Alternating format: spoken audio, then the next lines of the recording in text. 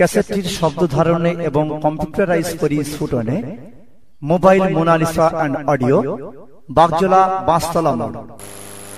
নাহমাদুহু ওয়া নুসাল্লি আলা রাসূলিহিল কারীম। আম্মা বা'দু ফাউযু বিল্লাহি মিনাশ শাইতানির রাজীম। يا أيها الذين آمنوا صلوا عليه وسلموا تسليما اللهم صل على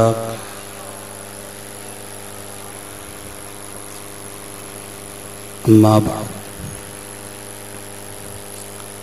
فأعوذ بالله من الشيطان الرجيم اهدنا الصراط المستقيم صراط الذين أنعمت عليهم. في الحديث الشريف من كان مستنا فليستن بمن قد مات أو كما قال عليه الصلاة والسلام. সম্মানিত উলামায়ে কেরাম, বিশেষত সুদূর ফুরফুরা শরীফ থেকে আগত বিদায়ী বক্তা ভাই সাহেব, সম্মানিত দিন দরদি জ্ঞান পিপাসু আল্লাহওয়ালা শ্রোতা মণ্ডলী,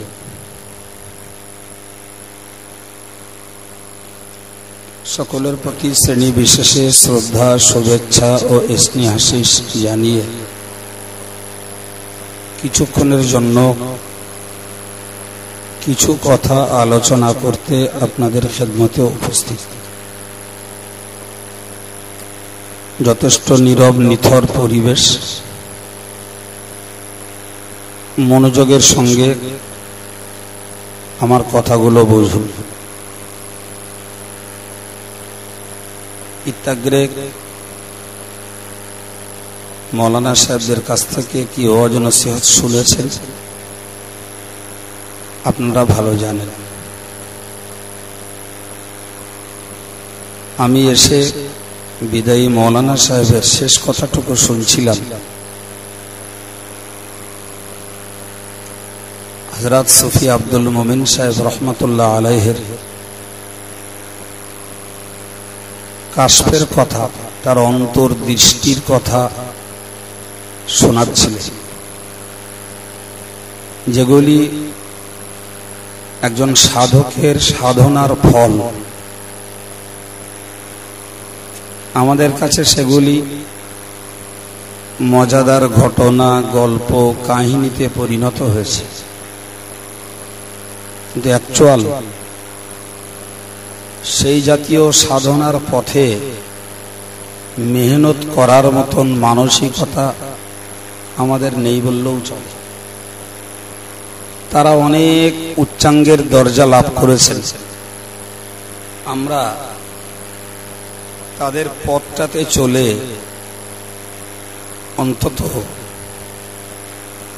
একেবারে সর্বনিম্নেও নামটুকু রাখবো, এটুকু মানসিকতা আমাদের বহু মানুষের নেই। যাই বা হোক, আমি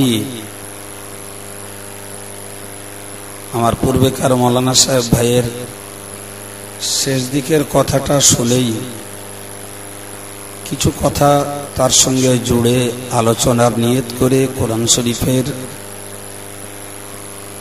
দুটি আয়াতের অংশ পড়েছি। হাদিস সেই কিতাবে বর্ণিত একটি হাদিস পড়েছি। খুব একনিষ্ঠ মনে কথা বুঝুন। ভাই, আমরা নামাজি মাত্রই জানি নামাজের প্রতিটি রাকাতে সূরা ফাতিহা পড়তে হয়। যে সূরা ফাতিহার মূলত তিনটি অংশ, একটি অংশে রয়েছে আল্লাহ পাকের প্রশংসা। দ্বিতীয় অংশে রয়েছে আমাদের পক্ষ থেকে আল্লাহকে দেয়া একটি স্বীকৃতি, একটি প্রতিশ্রুতি। তৃতীয় অংশে রয়েছে বান্দা বান্দীদের একটি দোয়া। আল্লাহ পাকের প্রশংসা, আল্লাহকে দেয়া প্রতিশ্রুতি, আল্লাহর কাছে করা দোয়া, এই তিনটি বিষয় সম্বলিত সূরা ফাতিহার মর্ম অর্থ। সব কথা বোঝানোর মতন অবকাশ তাকাত আমার নেই। আমি শুধুমাত্র আজকের উদ্দেশ্যের প্রয়োজনটুকু বলছি। আমরা সবাই জানি, নামাজি মাত্রই পড়ি ইহদিনাস সিরাতাল মুস্তাকিম। কি বলি তাতে? হে আল্লাহ, সঠিক রাস্তাতে আমাদেরকে পরিচালিত করো। সেই সঠিক রাস্তাটা কাদের? সিরাতাল্লাযীনা আনআমতা আলাইহিম, ওদের রাস্তা যারা তোমার নিয়ামত পেয়েছে। আবার একবার বুঝুন,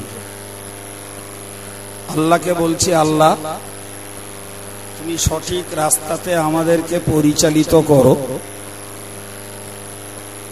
সেই সঠিক রাস্তাটা কাদের? যারা তোমার নিয়ামত পেয়েছে। তাহলে এক কথায় বলতে পারা যায়, আমরা আল্লাহর কাছে চাইছি, আল্লাহ তোমার নিয়ামত প্রাপ্ত সঠিক পথের অধিকারী যারা ছিলেন তাদের রাস্তাতে আমাদেরকেও পরিচালিত করো। আমার কথা বুঝতে পারছেন ভাই? আমরা খুবই জানি কোরআন শরীফ মানে আল্লাহর কালাম। আমি এই যে আয়াতটুকুর মানে আপনাদেরকে বললাম, এতে তো পরিষ্কার বুঝতে পারা যাচ্ছে যে বান্দা নিজেরা আল্লাহকে বলছে। তাই বলতে যাচ্ছে তো নাকি? কথা বলুন, তাই বুঝলেন না অন্য কিছু? তো বান্দারাই বলল, আল্লাহ তুমি আমাদেরকে তোমার নিয়ামত প্রাপ্ত বান্দাদের সঠিক রাস্তায় চালাও। কথাটা কাদের হলো? আল্লাহর হলো না বান্দার হলো? বান্দার না? আমরাই তো বলছি, অথচ ওটা কোরআন। আর কোরআন মানে জানি আল্লাহর কালাম। কিন্তু আল্লাহর কালামের ধাঁচটা এই জায়গাটিতে এমন, বান্দার কথাটাই আল্লাহ পাক তার কালাম হিসাবে কোরআন পাকে উল্লেখ করে দিয়েছেন। বলুন সুবহানাল্লাহ। তার মানে কি বুঝিয়েছেন আল্লাহ? তোমরা আমার কাছে সঠিক রাস্তায় চলার জন্য দোয়া চাও। কথা বোঝা গেছে? সেই সঠিক রাস্তাটা কাদের? যারা আল্লাহর নিয়ামত পেয়েছে। এ থেকে আরো বোঝা যায়, যারা আল্লাহর নিয়ামত প্রাপ্ত বান্দা তারা নিশ্চয়ই আল্লাহর প্রিয়, তারা নিশ্চিত আল্লাহর পছন্দনীয়। সেই জন্যই মহান আল্লাহ তাদের পথে আমাদেরকে চলতে আদেশ করেছেন। তোমরা চলো ওদের রাস্তায় যারা আমার কাছে নিয়ামত পেয়েছে। ভাইরা আমার, এবার দ্বিতীয় অধ্যায়ে আর একটা বিষয় বুঝতে হবে যে আল্লাহর নিয়ামত পেয়েছে কারা। কোরআন শরীফের অন্য আয়াত পাকে তার উল্লেখ রয়েছে। বিসমিল্লাহির রহমানির রহিম। উলাইকাল্লাযীনা আন'আমাল্লাহু আলাইহিম মিনান নাবিয়্যিনা ওয়াস-সিদ্দীকিনা ওয়াশ-শুহাদা'i ওয়াস-সালিহিন। কারা? আল্লাহর নবীরা, আল্লাহর সিদ্দিক বান্দারা, আল্লাহর শহীদ বান্দারা, আর আল্লাহ পাকের সলেহ বান্দারা। চার শ্রেণীর লোক আল্লাহ পাকের নিয়ামত পেয়েছে। কারা কারা মুখস্থ করুন? নবী, সিদ্দিক, শহীদ, সালেহ। এই 4 শ্রেণীর লোকেদের উপরে মহান আল্লাহ তার নিয়ামত বর্ষণ করেছেন বলে কোরআন শরীফে উল্লিখিত রয়েছে। বোঝা গেল ভাই? সূরা ফাতিহার আয়াত আর এই আয়াত দুটোকে এবার এক জায়গায় করে মানে করুন, ঠিক এটাই দাঁড়াবে আল্লাহ তোমার নবী, সিদ্দিক, শহীদ, সালেহেরা যে রাস্তায় চলেছে আমাদেরকেও সেই রাস্তায় তুমি পরিচালিত করো। বোঝা যায় রে? বুঝতে পেরেছেন ভাই? দ্বিতীয় নম্বরের আর একটা কথা বুঝুন। সচরাচর আমাদের দেশের কিছু লোক রয়েছে যারা কোরআন হাদিস ছাড়া আর কিছু মানতে চায় না। কিছু একটা হলেই আগে বলে এটা হাদিসই আছে। চার দোকানে, হাটে ঘাটে, মাঠে সব জায়গায় হাদিসের খোঁজ নেয়, অথচ কিচ্ছু বোঝে না। হাদিস লাল কালো না সাদা নীল কিচ্ছু জানে না, শুধু বলে হাদিসই আছে। তাদের চেতনাটাই হলো এরকমই যে কোরআন আর হাদিস ছাড়া আর কিছু মানা চলবে না, এরকমই চিন্তা ভাবনা। আমি আপনাদেরকে আজকে বোঝাচ্ছি ভাই, এই যে কোরআন শরীফের আয়াত পাকে নবীকে ছাড়াও আরো 3 শ্রেণীর মানুষকে আল্লাহ মানতে বলেছেন। তাদের মধ্যে কে কে রয়েছে? সিদ্দিক রয়েছে, শহীদ রয়েছে, আর সালেহ নেককার যারা তারাও এদের মধ্যে গণ্য। তাহলে বোঝা গেল যে কোরআন হাদিসকে তো মানতেই হবে, কিন্তু এই কোরআন হাদিসকে 16 আনা বা পরিপূর্ণ মানার জন্য সালেহ, শহীদ, সিদ্দিক এই জাতীয় আল্লাহ পাকের প্রেমাস্পদ বান্দা যারা, তাদের পথটাতে আমরা যদি চলতে পারি, তাদের নীতি, আদর্শ, আখলাক, আমলটাকে যদি আমরা অনুসরণ করতে পারি, তাহলে সেটাই হবে কোরআন হাদিসকে পরিপূর্ণ মানার সহজ উপায়।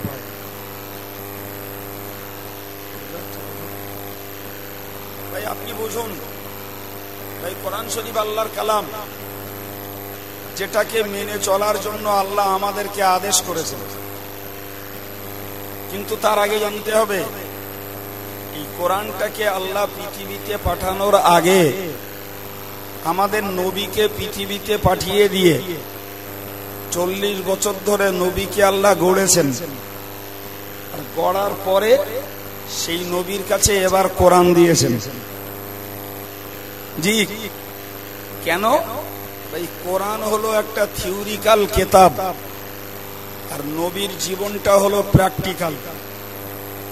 দুনিয়ার মানুষগুলো কোরআন পড়ে যতটা না বুঝবে, নবীর জীবনটাকে যদি দেখে শুনে আমল করে, তাহলে সাধারণ জনতার জন্য কোরআন এবং হাদিসকে মানা আরো সহজ হবে।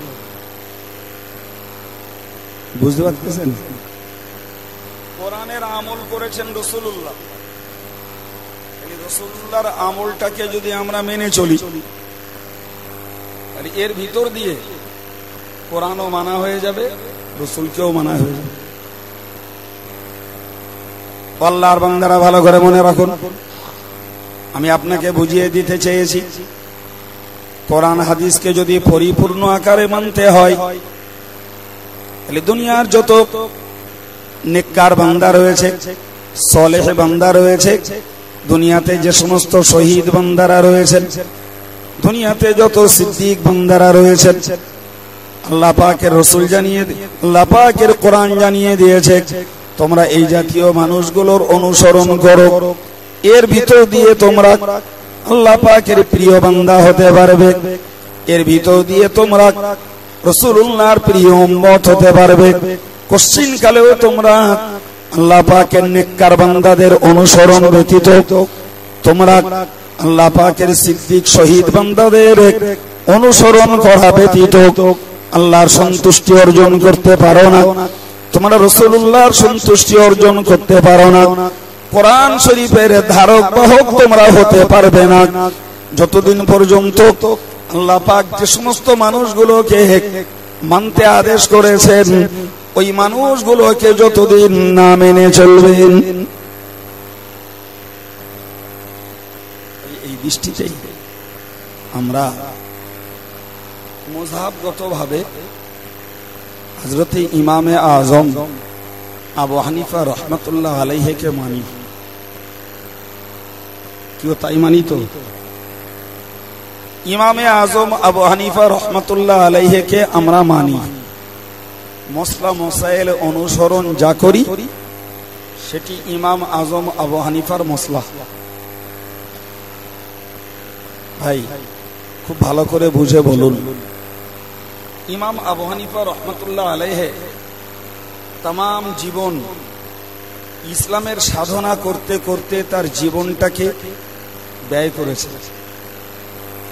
গোটা জীবনটাই ইসলামের জন্য উৎসর্গ করেছেন। সেদিক দিয়ে নিশ্চিত তার দ্বীনের পথে মরণটা শহীদি মরণ। সর্বোপরি ভাই আমরা সিদ্দিক বলতে এক কথাই বুঝি, বাংলার মাটির মানুষ বোঝেন যে যারা রাসূল করিমের প্রধান খলিফা হযরত আবু বকর সিদ্দিকের বংশধর তাদেরকেই কেবলমাত্র আমরা সিদ্দিক বলে বুঝি। কিন্তু এই বোঝাটা পরিপূর্ণ নয়, বরং মনে রাখুন আমি আপনাকে বলি রাসূলুল্লাহর প্রধানতম খলিফা হযরত আবু বকর সিদ্দিক রাদিয়াল্লাহু আনহু মেরাজের ঘটনাকে এক বাক্যে বিশ্বাস করেছিলেন। এজন্য রাসূলুল্লাহ তাকে সত্যায়নকারী বা সিদ্দিক বলে আখ্যায়িত করেছিলেন। ভাই এই লক্ষ্যেই হযরত আবু বকর সিদ্দিক রাদিয়াল্লাহু আনহু রাসূলুল্লাহর প্রধানতম খলিফা যিনি তাকে আমরা সিদ্দিক বলে নিশ্চিত জানি। কিন্তু সঙ্গে মনে রাখুন কোরআন শরীফ সিদ্দিকের ব্যাখ্যা ওরকম দেয়নি। আল্লাহ পাকের কোরআন জানিয়ে দিয়েছে উলাইকাল্লাযীনা ইউমিনুনা বিল্লাহি ওয়া রাসূলিহি উলাইকা হুমুস সিদ্দিকুন। মহান আল্লাহ পাক কোরআন শরীফে জানিয়েছেন যারা আল্লাহ পাকের প্রতি নিষ্কলুষ ঈমান নিয়ে এসেছেন, যারা আল্লাহ পাকের রাসূলকে যারা বিশ্বাস করেছেন, কোরআন এক কথায় বলেছে এরা সকলেই আল্লাহ পাকের সিদ্দিক বান্দা। জোরে বলুন। কোরআন শরীফের 27 পারার সূরা হাদীদ খুলে দেখুন, সেখানে স্পষ্ট করে উল্লেখ করা রয়েছে যারা আল্লাহর প্রতি নিরঙ্কুশ ঈমান নিয়ে এসেছে, আল্লাহ পাকের রাসূলকে যারা নিষ্কলুষ ভাবে বিশ্বাস করে নিতে পেরেছেন, মহান আল্লাহ পাক তাদেরকে সিদ্দিক বলে আখ্যায়িত করেছেন।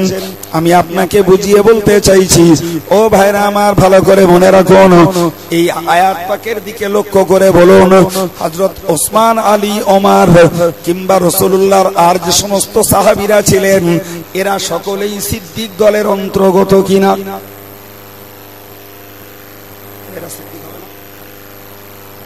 ভাইরা আমার, 4 মাযহাবের 4 ইমাম সাহেব হুজুরগণ এরা আল্লাহর কাছে সিদ্দিক বান্দা বলে গণ্য হবেন কিনা?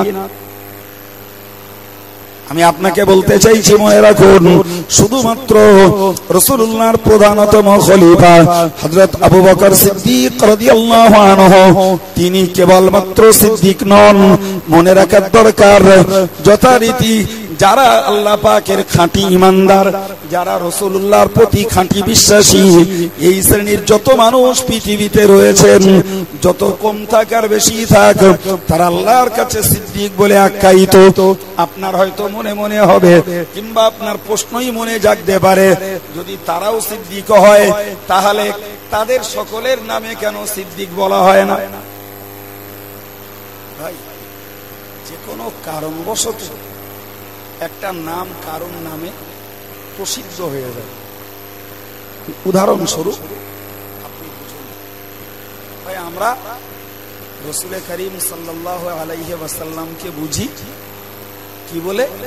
নবী মুহাম্মদুর রাসূলুল্লাহ, তাই বলি তো? ভাই তা রসুল কি শুধু একটা গুণের মালিক? বলেন না, মুহাম্মদ সাল্লাল্লাহু আলাইহি সাল্লাম কি শুধু রসুল? কিতাবে এসেছে রাসূলুল্লাহর দরজা সাধারণ ইমানদারের থেকে 27 গুণ বেশি। কত বললাম? 27 গুণ। আচ্ছা, আমাদের দেশে যারা টাইটেল পাস করে তাদেরকে মাওলানা বলে। জি, তো রাসূলুল্লাহরে তো আমরা কেউ মাওলানা বলি না, দরুদ শরীফে বলি, এমনি তো মাওলানা বলে ডাকি না কেউ। আচ্ছা, রাসূলুল্লাহ হাফেজ ছিলেন না ছিলেন না? কথা বলে না কেন? ঘুম হয়ে বসে থাকেন কেন? ওর সঙ্গে এত তো জজবা থাকে না। হাফেজ ছিলেন তো রসুল? আমরা হাফেজ বলি রসুলের? হ্যাঁ, কোন দেশের কথা? এক একটা নামে এক একজন প্রসিদ্ধি লাভ করেছেন। এর মানে এই নয় যে তাদের অন্য গুণগুলো আর নেই। বললাম না, সাধারণ মানুষের তুলনায় রাসূলুল্লাহর ডিগ্রিটা 27 গুণ বেশি। অথচ আমরা শুধু বলি নবী মুহাম্মদুর রাসূলুল্লাহ। এটা বড় জোর দুটিই বললাম, নবীটা বললাম আর রাসূলটা বললাম, আর 25টা কই। ইমামে আজম আবু হানিফা রাহমাতুল্লাহ আলাইহি এই কথাটা খুব প্রচলিত আমাদের মাঝে, এটাই তো নাকি? ইমাম আজম নিজে হাফেজ ছিলেন। ইমাম আজম সারা পৃথিবীর হানাফি মাযহাবের সবথেকে বড় আলেম। ইমাম আজম মস্ত বড় একজন পীর। ইমাম আজম মস্ত বড় একজন পরহেজগার। ইমাম আজম মস্ত বড় একজন কাশফ শক্তি সম্পন্ন আল্লাহর ওলি। তাই ওসব কিচ্ছু বলা হয় না, শুধু কি বলি আমরা? বলেন বলেন, ইমাম আজম। বাহ, মুরব্বী ঠিক বলেছে, শুধু ইমাম আজম বলি। তার মানে কি আর গুণগুলো কি নেই? হযরত ওমরকে বলা হয় ফারুক। কি বলা হয়? বলেন না, আমরাই বলি তো ওমর ফারুক রাদিয়াল্লাহু আনহু।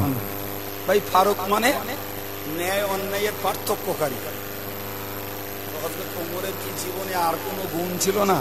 শুধু কি ন্যায় অন্যায়ের পার্থক্যই করে গেছে সারা জীবন? তিনি কি তার জীবনে আমল করেননি?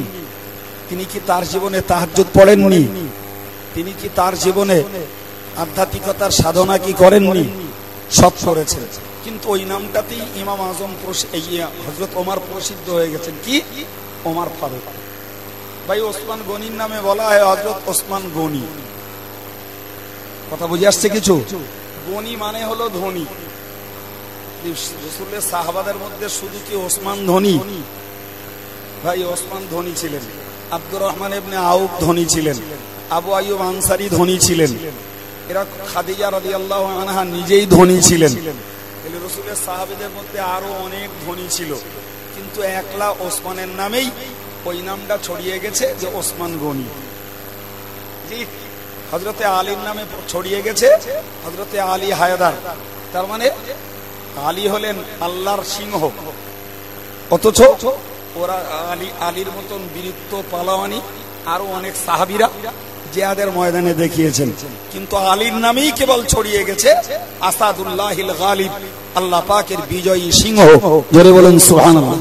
আমার বক্তব্য আমি আপনাকে বোঝাতে চেয়েছি, এতগুলো বাস্তব ইতিহাসের দৃষ্টান্ত দিয়ে যারা আল্লাহর প্রতি নিরঙ্কুশ ভাবে ঈমান নিয়ে এসেছেন, রাসূলের প্রতি যারা নিরঙ্কুশ ভাবে ঈমান নিয়ে এসেছেন, এরা সকলেই আল্লাহর কাছে সিদ্দিক বলে গণ্য। কিন্তু ইতিহাসের পাতায় রাসূলুল্লাহর প্রধান খলিফা হযরত আবু বকর সিদ্দিক নামে প্রসিদ্ধি লাভ করেছেন। আমার এতটা কথা বলার পরে বক্তব্য, ভাই, ইমাম আজম আবু হানিফা রাহমাতুল্লাহ আলাইহি একজন সিদ্দিক। ইমাম আজম আবু হানিফা রাহমাতুল্লাহ আলাইহি একজন শহীদ। ইমাম আজম আবু হানিফা রাহমাতুল্লাহ আলাইহি তিনি একজন সালেহ নেককার আল্লাহ পাকের বুজুর্গ বান্দা। কথা বোঝা যাচ্ছে? তার মতো মানুষটাকে মানবার আদেশ এটা আমাদের মন গড়া নয়। কে দিয়েছেন আদেশটা? জোরে বলুন। কোরআন দিয়েছে। দ্যাট মিন্স আল্লাহ দিয়েছেন। কোরআন আল্লাহ। ও হানাফি মাযহাবের ছেলেরা, ও হানাফি মাযহাবের মুরব্বীরা, আমি আপনাকে অত্যন্ত আন্তরিকতার সঙ্গে বলছি, মনে রেখে দিন। তাহলে আমরা মাযহাবগতভাবে হযরত ইমামে আযম আবু হানিফা রাহমাতুল্লাহ আলাইহিকে যে মেনে চলি, এটি আমাদের নিজস্ব মন গড়া নয়, বরং আল্লাহ পাকের কোরআন তার মতো মানুষকে মানতে আদেশ করেছে।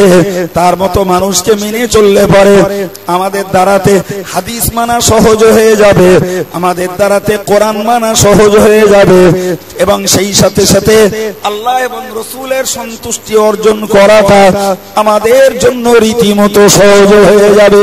জোরে বলুন। ও ভাইরা আমার, মনে রেখে দিন, ইমামে আজম আবু হানিফা রাহমাতুল্লাহ আলাইহি এত বড় দরজার সাধক, তিনি এত বড় দরজার গবেষক, তিনি তার জীবনে কোরআন হাদিসকে নিয়ে গবেষণা করে করে 1 নয় 2 নয় 3 নয় 83,000 মসলা বার করে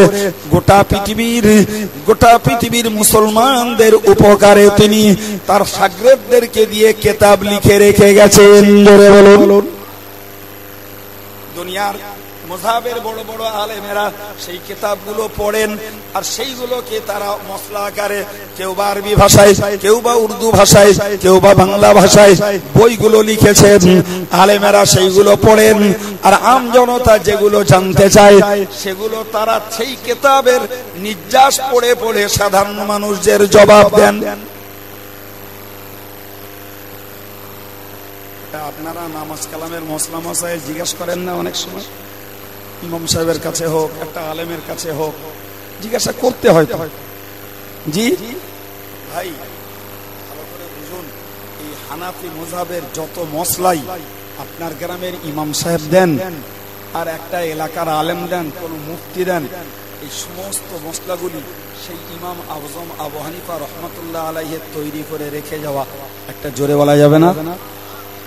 কোরআন এবং হাদিস থেকে নির্বাচন করে তিনি রেখে গেছেন। সেটা আরবি থেকে উর্দু বইতে, উর্দু থেকে বাংলা বইতে এসেছে। বাঙালি এলাকার আলেমেরা, ইমামেরা সেইগুলো পড়ছেন, সাধারণ মানুষের জিজ্ঞাসার জবাবগুলো তারা দিয়ে দিতে পারছেন। কথা বুঝতে পারা গেল কি?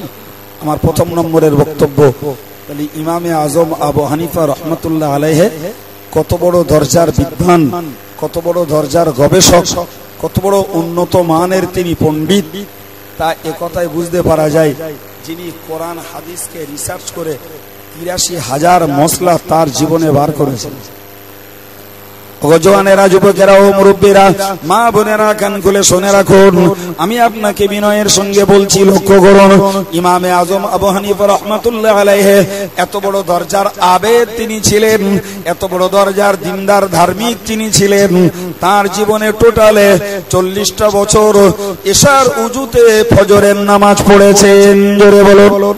এর মানে হলো এটাই, তিনি এশার পর থেকে ফজর আসা পর্যন্ত গোটা রাতের ভিতরে তিনি ঘুমাননি। কারণ তার নিজের ফতোয়া, ঘুমালে উজু ভেঙে যায়, উজু যখন তাকে করতে হয়নি, এর মানে হলো তিনি ঘুমাননি।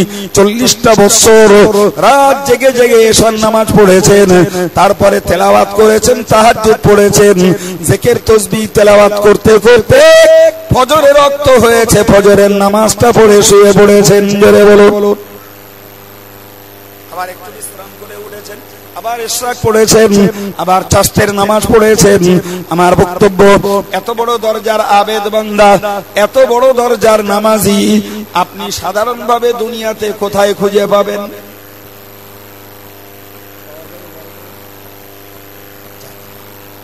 এই মানুষটাকে আমরা মানি। আমি আজকের আপনাকে, আমার যুবক ভাইগুলোকে এই কথাগুলো বলে বোঝাচ্ছি। কেন? একদম শেষের দিকে যে কারণটা বলবো, এখন শুধু শুনুন। ইমামে আজম আবু হানিফা রাহমাতুল্লাহ আলাইহি এত বড় দরজার তিনি আল্লাহ ভীরু ছিলেন, এত বড় দরজার ইবাদত গুজার তিনি ছিলেন। বছরের 5টা হারাম দিন, 2 ঈদের দিন আর বকরা ঈদের পরে 3 দিন, এই 3 দিন, এই 3 আর 2 5 দিন রোজা রাখা হারাম। 5 দিন রোজা রাখা, বাকি বছরের আর দিনগুলিতে রমজান মাসের 29 অথবা 30 দিন রোজা রাখা ফরজ, আর বাকি দিনগুলিতে রোজা রাখা সাধারণভাবে নফল।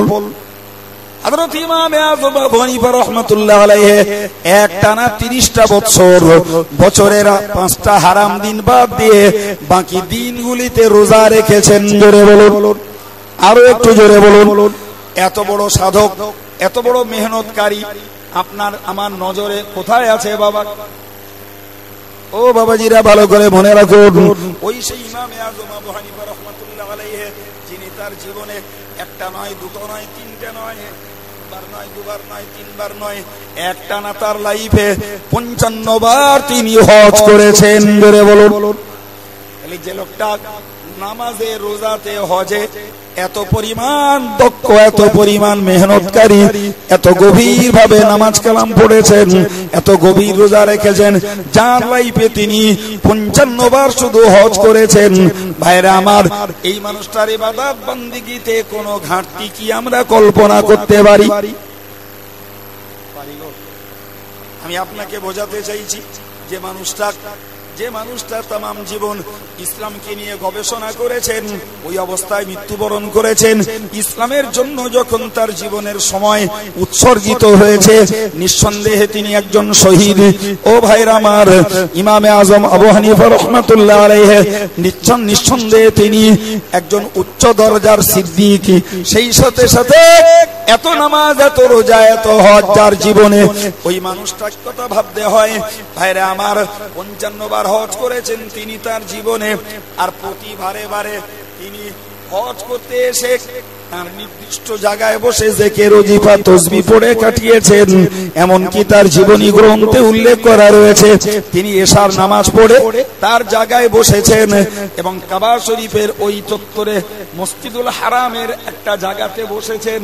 সারা রাত ধরে কোরআন শরীফের একটা আয়াত পড়ে জিকির করে, একটা আয়াতের মুরাকাবা করে গোটা রাত কেঁদে কেঁদে কাটিয়ে দিয়েছেন। সারা রাতের ভিতরে চোখের পাতা দেননি, আর একটা আয়াত ছাড়া দ্বিতীয় আয়াত পড়েননি, আর শুধুমাত্র আল্লাহকে ভয় করেছেন কাল কিয়ামতের দিবসে আমার কি হবে। আমি আপনাকে বলতে চাইছি, ইমাম আজমের মতো এত বড় দরজার খোদাভীরু মানুষ আপনার আমার নজরে কি সহজে পড়ে বাবা? আমরা তার মাযহাবকে মানি, এই আত্মতুষ্টিটা তৈরি হোক। জি, প্লেন ওয়াচ করার লোক অনেক ভাই, কিন্তু জাতিকে ক্ষতির হাত থেকে সাবধান করে দেওয়ার লোক সংখ্যা খুবই কম। জি, আমি আপনাকে আসন্ন এক বিভ্রান্তি থেকে সাবধান করার জন্য এই কথাগুলো বলছি। ইমামে আজম আবু হানিফা রাহমাতুল্লাহ আলাইহি এত বড় দরজার পরহেজগার, এত বড় দরজার আল্লাহওয়ালা খোদা ভীরু মানুষ তিনি, যার জীবনে খুললে দেখতে পাই স্পষ্টত কোন একদিনকার ঘটনাতে তিনি একটি জানাজার ময়দানে হাজির হয়েছেন।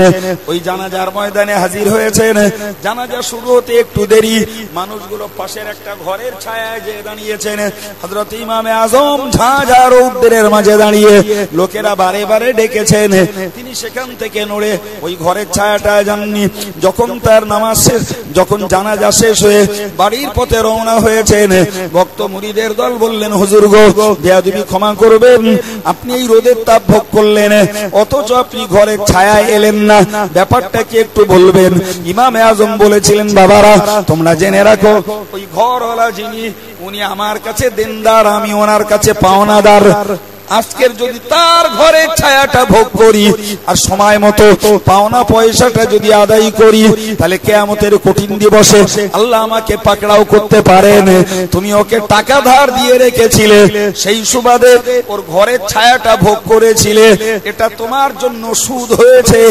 কি জবাব দেব আল্লাহর কাছে সেই ভয়ে ওই দেনাদারের ঘরের ছায়ায় আমি দাঁড়াই নাই। করে বলতেছেন না,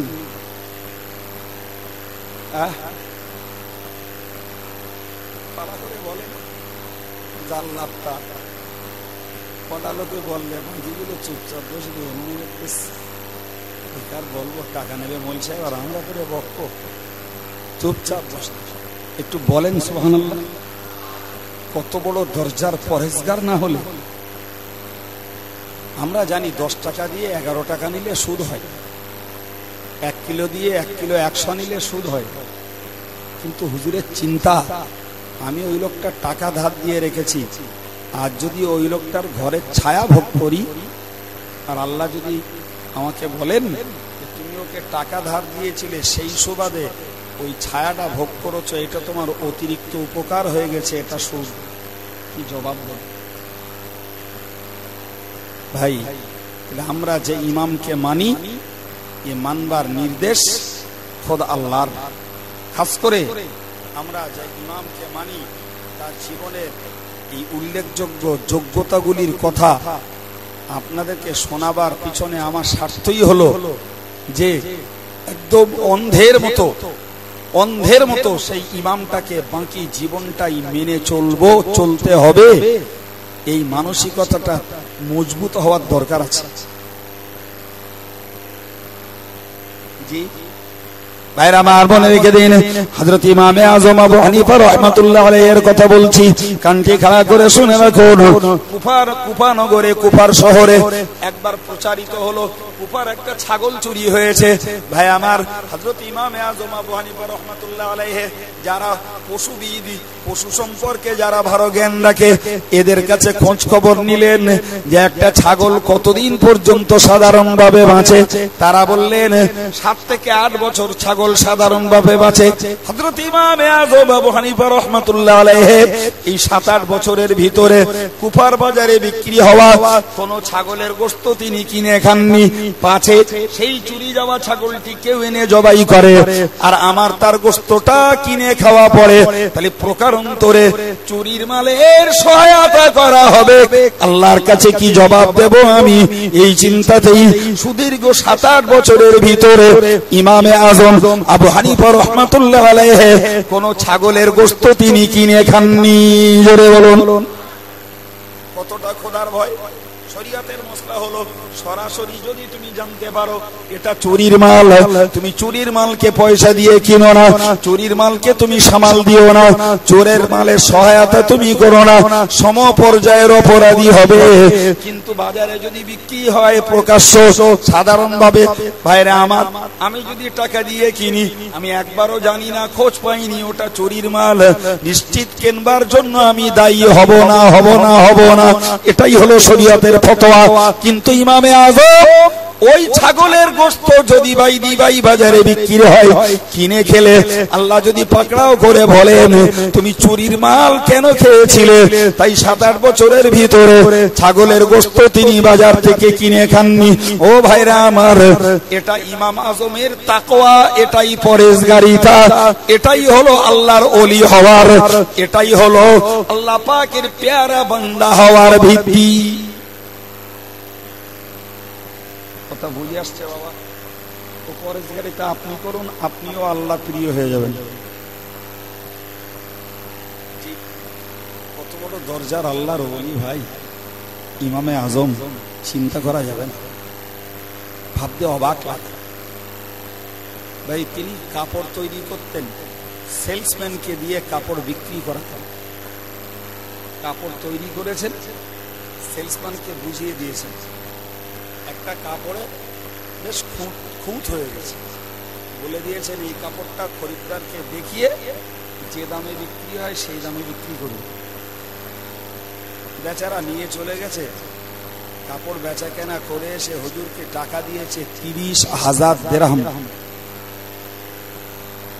হযরত ইমামে আযম কাপড় আর পয়সা তারি করে দেখলেন কাপড়ের অনুপাতে পয়সার পরিমাণ বেশি।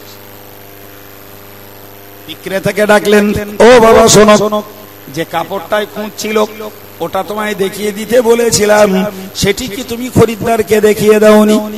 বললে না হুজুর, ভুলে গেছিলাম, মনে ছিল না। হযরত ইমামে আযম বললেন, এই জন্যই দেখছি তুমি যা পয়সা দিয়েছো তাতে সব ভালো কাপড়ের অনুপাতে পয়সা রয়েছে, মন্দ কাপড়টা তুমি তো খরিদ্দারকে দেখিয়ে দাওনি। সেই পয়সাটা যে কোন পয়সা তুমি তো খাস করে চিনিয়েও দিতে পারবে না। ওই সন্দিগ্ধ পয়সা ওই সন্দিগ্ধ পয়সা, যে পয়সাটা খরিদ্দারকে খারাপ কাপড় দিয়ে ভালো কাপড়ের পয়সা নেওয়া হয়েছে, সেই পয়সাটা এর সঙ্গে মিশে গেছে। আমি নোমান ইবনে সাবিত ওই পয়সা তো ভোগ করব না, চলে যাও এই 30,000 দিরহাম কুফার বাজারে ঘুরে ঘুরে বিন্দুকি গরিব কাঙাল আত্মদুস্থ অসহায় মানুষদেরকে দান করে চলে এসো। বেচারা বিক্রেতা কেঁদে যারে যার হয়ে যায়, হুজুর আমার অপরাধ, আমি তো ওটাকে খরিদ্দারকে দেখিয়ে দিতে ভুলে গেছি, যে কারণে আজকের এই 30,000 টাকার ক্ষতি। হুজুর একটা কাজ করলে তো হতো, ওই ফুট কাপড়টার একটা পরিমাণ পয়সা যদি এর থেকে বাদ দিয়ে দান করে দেওয়া হতো, সেটাই বা কেমন হতো। হযরত ইমামে আজম বললেন, বাবা সেই পরিমাণটা হয়তো দেয়া যাবে, কিন্তু যে পয়সাটা ওই খারাপ কাপড়টা যে লোকটা নিয়েছে তার পয়সাটা তো আর চিনে বাদ দেওয়া যাবে না, অতএব ওই পয়সা একটিও আমি ভোগ করব না, সবগুলো দান করে চলে এসো। বেচারা বিক্রেতা কাঁদতে কাঁদতে সকল পয়সাগুলি গরিবদের মাঝে দান করে দিয়ে চলে এলেন।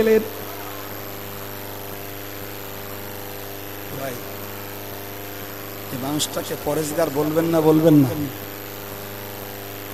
পরেশগার না? এই এত বড় দরজার পরেশগার তো পাওয়াও কঠিন। আমি আপনাকে এই চিত্রটার ভিতর দিয়ে জওয়ান যুবকদেরকে খুব ভালো করেই বুঝিয়ে দিতে চাইছি, মনে রাখুন।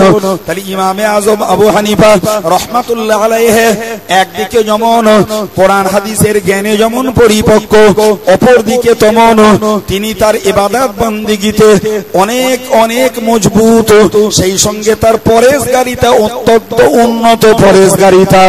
আমরা সেই ইমামটার মুযাবটাকে মেনে চলি, তাহলে তার মতো গুণসম্পন্ন, তার মতো যোগ্যতা সম্পন্ন মানুষটাকে মেনে চলা, এটি তো খোদা পাকের নির্দেশ।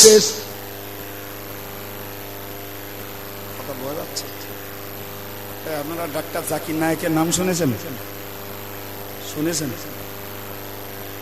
একটু না বেশি বেশি দেখেছেন? তার মানে বোম্বে যাওয়া লোক বোধহয়। জি, এই ডাক্তার জাকির নায়েক আধুনিক কালের একজন প্রবক্তা। 1991 সাল থেকে বক্তব্য রাখছে, আমাদের দেশে ছড়িয়েছে এই বছর 3-4 হলো। জি ভাই, অনেক যুবক ছেলেরা তার বক্তৃতা শুনছেন, তাকে টিভিতে দেখছেন, তার পিসি টিভি চ্যানেল খোলা, প্রশ্ন করলে উত্তর পাচ্ছেন। বেশ যুবকদের মাথায়, যারা বিশেষত নেট ব্যবহার করে, তারা আরো ভালোভাবেই পরিচিত।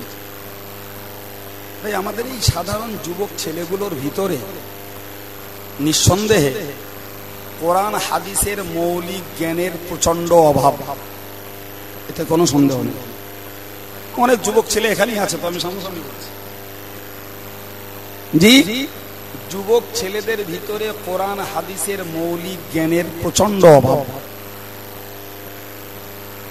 যার জন্য ডক্টর জাকির নায়েক যে বক্তব্য টিভি চ্যানেলের ভিতর দিয়ে ছড়াচ্ছেন, এদের যারা শোনে দেখে তাদের কাছে চাটনির মতো মনে হচ্ছে।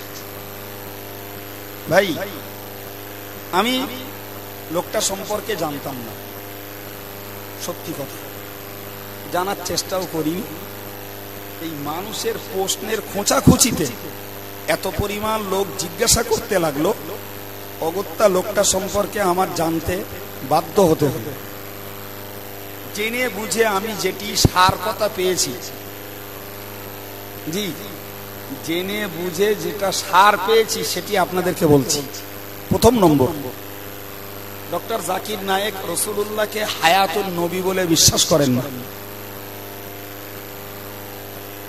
আপনারা বিশ্বাস করেন? কি বলেছি বলুন? তার মানে কি?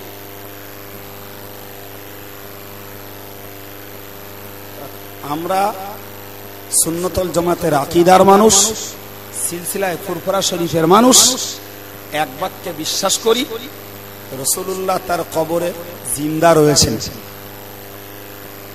ডক্টর জাকির নায়েক সাহেব তিনি রাসূলুল্লাহকে হায়াতুন নবী তথা জিন্দা নবী বলে বিশ্বাস করেন না। তিনি মনে করেন রাসূল মরে গেছে, মরেই গেছে। নাম্বার 2, ডক্টর জাকির নায়েক কোন ইমামকে মানেন না। হানাফি, শাফিঈ, মালিকি, হাম্বলি 4 মাযহাবের কোন মাযহাবকে তিনি মানেন না। বরং পর্যায়ক্রমে ইমাম এবং পীর ওলিদেরকে মান্য করা তিনি কোরআন হাদিসের বিরুদ্ধ বলে মনে করেন। কথা বুঝতে পারছেন? আমরা হানাফি মাযহাবের মানুষ, যে যে নিয়মে নামাজ কালাম পড়ি, ডক্টর জাকির নায়েক সাহেবের কাছে এই নিয়মগুলো বাতিল নিয়ম। শুদ্ধ নিয়ম হলো উনি যেভাবে পড়েন সেটাই, আর উনি যেভাবে পড়েন সেটি ভাই আমাদের দেশের যারা আহলে হাদিস তারাই মান্য করেন। ডক্টর জাকির নায়েক আহলে হাদিসের একজন উকিল, লামজাবি সম্প্রদায়দের একজন উকিল, তিনি তাদের পক্ষেই ওকালতি করছেন তার বক্তৃতায়। হানাফি ঘরের জওয়ান যুবক ছেলেগুলো এরা টিভি চ্যানেল আর নেটের মাধ্যমে হোক আর বই কিনে হোক সেই বিষয়গুলি পড়ছে, এদের মনটা বিগড়াচ্ছে। এমনি আহলে হাদিস আমাদের দেশে ঘরে কোথাও কোথাও আছে, তারা তাদের জায়গায় থাক, আমরা আমাদের জায়গায় থাকি, কোনো বিরোধ নেই। কিন্তু যখন চলমান কথা টিভির মাধ্যমে ছড়াচ্ছে, তখন যুবক ছেলেদের ভিতরে অনেকখানি মতভেদ এবং তাদের ভিতরে বিভ্রান্তি শুরু হয়েছে। আমাদের এলাকাটা তবুও খানিকটা ভালো আছে। খোদ ফুরফুরার ডাইনে বাঁয়ে সামনে পিছনে জাকির নায়েকের ভক্ত গিজগিজ করে বাড়ছে। বুড়োগুলো ইমাম মানে, পিরলি মানে, তারা পড়ে এক নিয়মে নামাজ। চ্যাংড়ার খোঁচকোগুলো তারা টিভি দেখে আর নেট চালায়, তারা নতুন করে নিয়ম শুরু করেছে। কানে হাত তোলা নিয়ত বাঁধার সময় বদলে কায়দা করে হাত তুলতেছে, নাভির নিচে হাঁদার বাদে বুকি বাঁধতেছে, মাঝে মাঝে হাত ঝাড়া মারতেছে, আমি নাচতে বলার বদলে জোরে বলতেছে, ইমামের পেছনে দাঁড়িয়েও কেরাত পড়তেছে। সব কটা হানাফি মাযহাবের ঘোর খেলা। কথা শুনতে পেয়েছেন না পাননি ভাই? এই যে হাওয়া শুরু হয়েছে, এই হাওয়া আমার দেশের ঘরের ছেলেদেরও মাঝে মাঝে লেগেছে। সতর্ক করছি, সাবধান করে দিচ্ছি। ডক্টর জাকির নায়েকের অধ্যবসায়, তার অন্য ধর্মের বই পুস্তক পড়ার গভীরতা, তার জ্ঞান অনেক বেশি। আধুনিক বিশ্বের উপরে তার জ্ঞান অনেক প্রশংসার, ওটা আমি অস্বীকার করি না। কিন্তু কোরআন এবং হাদিসের এই নিগুড় মর্মের উপরে তিনি ইমাম মুস্তাহিদদেরকে ছাপিয়ে হস্তক্ষেপ করবেন, এটি কখনো আমি মেনে নিই না। আমার জাতিকে কখনো মানতে দিতে রাজি নই। কর্তব্য বোধে জাতির কাছে বলে দেওয়া দায়িত্ব, তাই বলে দিলাম।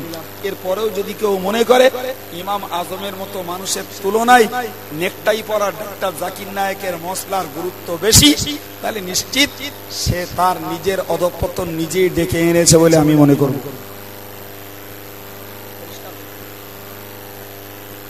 ডক্টর জাকির নায়েকের যদি হানাফি মাযহাবের বিপরীত মত টিভির মাধ্যমে প্রকাশ করার অধিকার থাকে, তাহলে আমি হানাফি মাযহাবের একজন নগণ্য আলেম হয়ে এবং পীরপন্থী একজন গোলাম হয়ে নিশ্চিত জোর গলায় বলবো, ইমাম এবং পীর ওলিদের মানা ব্যতীত কোন মানুষ পরিপূর্ণ মুসলমান হতে পারে না, পারে না, পারে না।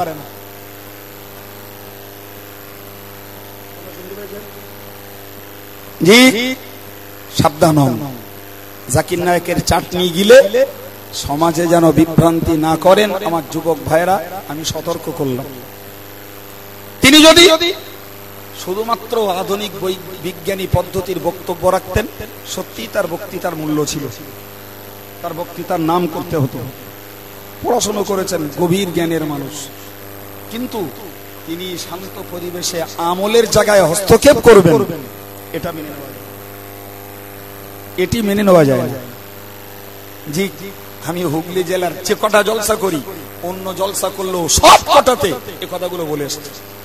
কোথাও প্রশ্নের সম্মুখীন হয়েছি, গ্রাম কি গ্রাম ভাই, তৈরি হয়েছে লামজাবিদের মশলা, বুড়োগুলো এখন হাতরে মাটি পাচ্ছে না। আমরা আগেকার দিন পীরওয়ালিদের মেনে একরকম করে আলুম, এরা এখন অন্যরকম বলছে। আল্লাহ শুকর, যে ক জায়গায় বক্তৃতা করেছি নতুন করে চাঙ্গা হয়ে উঠেছে যে ইমাম এবং পীরওয়ালিদের মানা ব্যতীত ধর্মটাকে পরিপূর্ণভাবে মেনে চলা সম্ভবপর নয়, সেটি তারা খুব ভালোভাবেই বুঝতে সক্ষম হয়েছেন, আলহামদুলিল্লাহ। জি, তাই খোদ বোম্বাইতে যেখানে জাকির নায়েক সাহেব বক্তব্য রাখছেন, সেখানেই তার প্রচুর পরিমাণে বিরোধী মানুষ তার বক্তৃতার বিরুদ্ধে সোচ্চার হয়ে উঠেছে, তার বিরুদ্ধে মোটা মোটা বই বেরিয়েছে। জি, হয়তো মনে করেন হুজুর আমরা জানতাম না, তো আপনি জানিয়ে দিলেন। ভাই, আজ জানেন না, কাল জানেন না, পরশু জানবেন না, এর গ্যারান্টি নেই। কথা ঠিক না ভুল? জি, তাই আগেই শাটালটা বন্ধ করে রাখছি, খবরদার যেন চাটনি গিলতে যাবেন না, মনে রেখে দিন ভাইরা আমার। ভুল আমায় বুঝবেন না, আমি জোর গলায় বলতে পারি, আপনি খবর রাখেন না। আমি ভালো রকম জানি আপনার এই গ্রামে রয়েছে ডাক্তার জাকির নায়েকের যথেষ্ট ভক্ত এবং তার দোসর এই গ্রামে আছে। আপনি জানেন না, আমি জানি। যারা ডক্টর জাকির নায়েকের নেপথ্যের ঘোর সমর্থক, যেমন ডক্টর জাকির নায়েকের একটি চরম ভ্রান্ত ফতোয়া, তিনি বলেন এক মজলিসে যদি কেউ 3 তালাক দেয় 1 তালাক হবে। শুনতে পেয়েছেন কথা? অথচ তামাম পৃথিবী হানাফি, শাফিঈ, মালিকি, হাম্বলি 4 মাযহাবের এক ফতোয়া, এক মজলিসে 3 তালাক দিলে 3 তালাকই হবে। 4 মাযহাবের 4 বিশ্বের বড় বড় দিকপাল তারা এক ফতোয়া দিলেন। ডক্টর জাকির নায়েক যত বিষয়ে যত জ্ঞানী থাক, তিনি এই বিষয়ে হাত মারবেন, তারটাকে আমার সমাজের কেউ মেনে চলবে, তাই আর অন্ধের মতন সেটাকে চোখওয়ালা আলেমেরা মেনে নেবে, এটা আর 5 জন আলেম হুজুর সাহেব মেনে নিতে পারে, আমার পক্ষে মেনে নেওয়া সম্ভব নয় বলে জাতিকে বলে দেয়। রাগবশত বৌরি 3 তালাক দেয়, ডক্টর জাকির নায়েকের ফতোয়া নিয়ে কিংবা তিনি যে দলের মতের ওকালতি করছেন তাদের ফতোয়া নিয়ে যদি মনে করে 1 তালাক হয়েছে, ওই বউ নিয়ে ঘর করে, পরিষ্কার তথ্য অনুযায়ী বুঝতে পারা যায় ওই পরিবারে খোদা পাকের লানত হবে। ভাই, আমার জাতি, আমার সমাজ আল্লাহ লানত ভোগ করবে তালাক প্রাপ্তা স্ত্রীকে নিয়ে ঘর করে, নিশ্চিত সতর্ক করে দেওয়ার দরকার আছে। ভাইরা আমার, ফিরে আসুন। আমি আপনাকে বলতে চেয়েছি, আমি আপনাকে গোড়ায় বলেছিলাম বক্তব্যের বিষয় আমি হারিয়ে ফেলিনি। আমি আপনাকে বলেছি মহান আল্লাহ নিজেই জানিয়েছেন, ও আমার বান্দা বান্দি, তোমরা আমার কাছে দোয়া চাও। ওগো আল্লাহ, তোমার নিয়ামত প্রাপ্ত বান্দা যারা, তাদের রাস্তাতে আমাদেরকে পরিচালিত করো। সে আল্লাহর নিয়ামত প্রাপ্ত বান্দা নবীরা, আল্লাহর নিয়ামত প্রাপ্ত বান্দা সিদ্দিক, শহীদ, সালেহ যারা, নেককার যারা, বুজুর্গ যারা, ও ইমানদার মুসলমান, মনে রেখে দিন আল্লাহ পাক তাদের মতো মানুষদের রাস্তাতে আমাদেরকে চলতে আদেশ করেছেন। আমি যার মধ্যকার একটা শ্রেণীর কথাই শুধু বলেছি, তারা হলেন ইমাম শ্রেণী। সেই ইমামদের মধ্যে আমরা শুধুমাত্র ইমামে আজম আবু হানিফা রাহমাতুল্লাহ আলাইহিকে ইমাম মানি, অন্য ইমামগুলোকে হক বলি, কিন্তু মসলা মানি ইমাম আজমের মসলা। মনে রাখবেন, আমরণ ইমাম আজমের মসলাটার উপরে কায়েম থাকুন। এক মসলা মানতে মানতে কোন স্বার্থে যেন আর এক মসলা মানতে যাবেন না, এটাও কিন্তু কম পাপের কাজ নয়।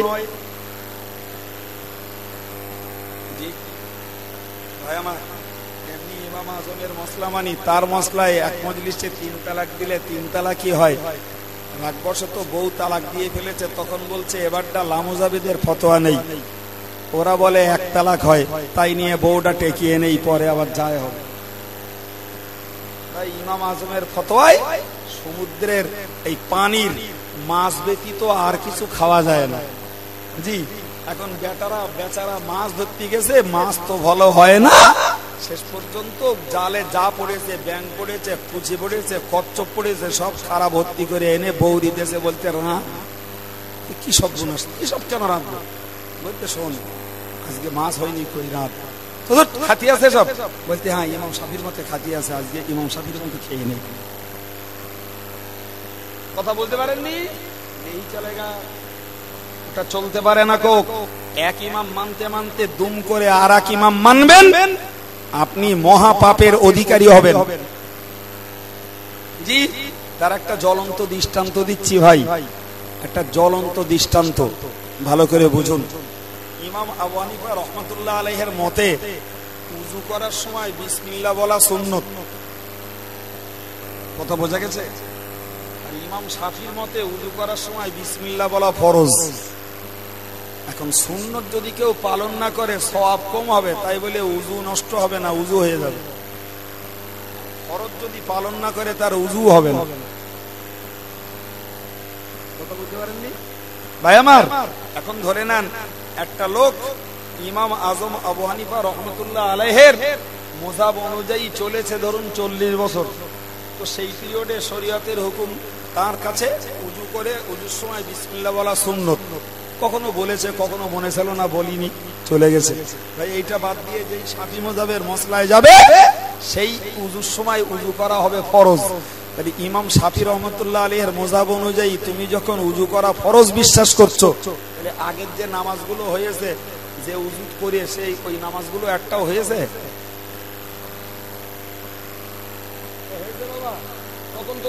তখন তো তোমার বিশ্বাস ছিল উযু সুন্নত, কখনো করেছো কখনো করনি। এখন যখন তুমি বিশ্বাস করছো ফরজ, তাহলে অগত্যাই বলতে হয় পিছনের গুলো সব ডিলিট হয়ে গেছে। কি ভাই, এক মাযহাব মানতে মানতে চুরুত করে আর এক মাযহাবে গেলে বিপদ হওয়ার ভয় আছে না নেই? আছে। এই জন্যই বলেছি যে আল্লাহ পাক চাইতে শিখিয়েছেন, আমার কাছে চাও যে আল্লাহ তোমার নিয়ামত প্রাপ্ত বান্দাদের রাস্তায় আমাদের চালাও। নিয়ামত প্রাপ্ত বান্দা নিঃসন্দেহে ইমামেরা। জি, কিন্তু এক এক ইমামের গবেষণা এক এক পথে। আপনি যেটাকে মানবেন, একটাকে মানবেন, দ্বিতীয় আর একটা মানবেন, ওটা হবে স্বার্থপরতা। যত কষ্টই হোক এক জায়গায় দাঁড়িয়ে থেকে মানবো। ও ভাইরা আমার, মনে রেখে দিন, আধ্যাত্মিকতার দৃষ্টিতে আমরা পীর ওলিদেরকে মেনে থাকি।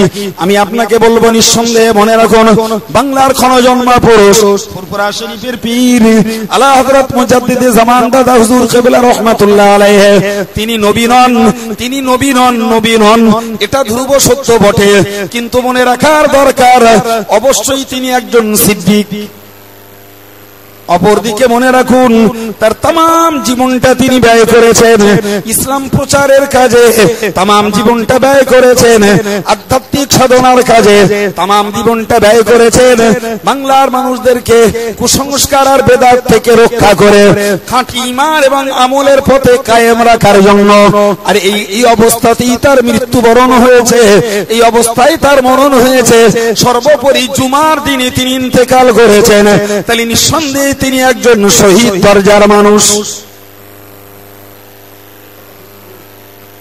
ভাইরা আমার, মনে রেখে দিন, যে মানুষটা তার জীবনে গোটা বাংলার শ্রেষ্ঠতম একজন হাদিস বিশারদ, তাম বাংলাতে যত মুহাদ্দিস রয়েছে, হাদিসের যত পণ্ডিত রয়েছে, মনে রেখে দিন এরা যে কটা কিতাব